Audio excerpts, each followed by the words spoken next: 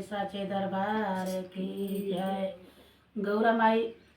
एक जनी से कहत बाणी कि केहू हमारे भोलेनाथ के देखला ह। गुरु भैया कहत हम तक चिन्हले जनले नाही भोलेनाथ कैसन हमें। तो गौरा माई अपने भोलेनाथ के बारे में बतलावत बाड़ी कि हे रूप में हमारे भोलेनाथ जी हमें कौने रूप में वो बतावत बाड़ी और कैसे वो गुरु भैया खोजत बाड़ भोलेनाथ के। आई भजन के माध्यम से आप लोग सुनी कैसे बा। कहीं देखला हो यार कहीं देखला हो यार हमरे बलमा बौरावा के कहीं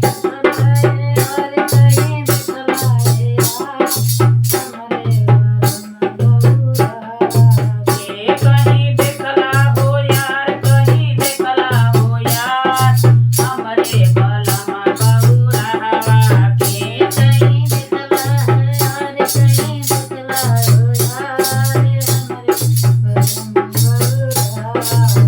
हमरे बलमा बौरावा के ओ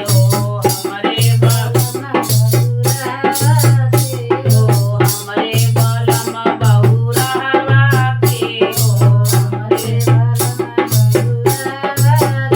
कहीं देखला हो यार कहीं देखला हो यार हमरे बलमा बौरावा के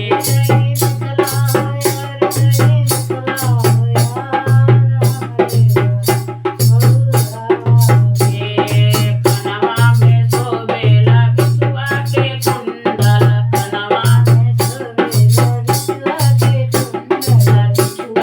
कुंडल हो बिछुआ के कुंडल गले सोबेला हार हो गले सोबेला हार हो गले सोबेला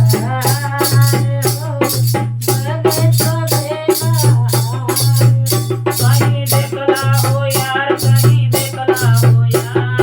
हमरे बलमा बौरावा के कहीं देखला हो यार कहीं देखला हो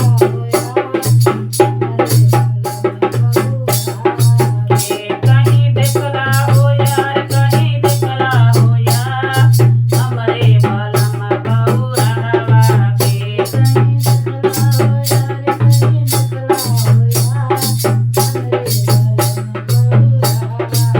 हथवा में सोबेला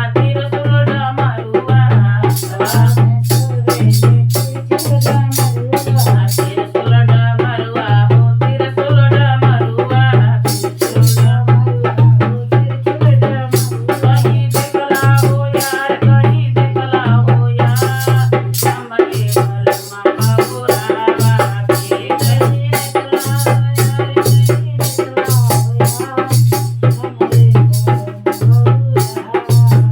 कहीं देखला हो यार कहीं देखला हो यार हमरे बलमा बौरावा के कहीं देखला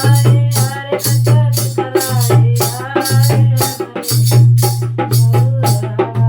कमर में सोबेला मिर्गा का छाला कमर में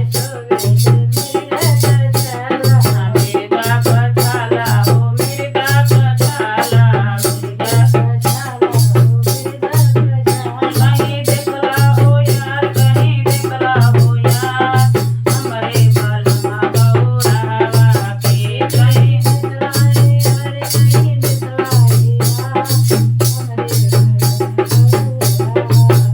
कहीं देखला हो यार कहीं देखला हो यार हमरे बलमा बौरावा के कहीं देखला यार कहीं देखला हो यार हमरे बलमा बौरावा के। प्रेम से बोली सच्चे दरबार की जय।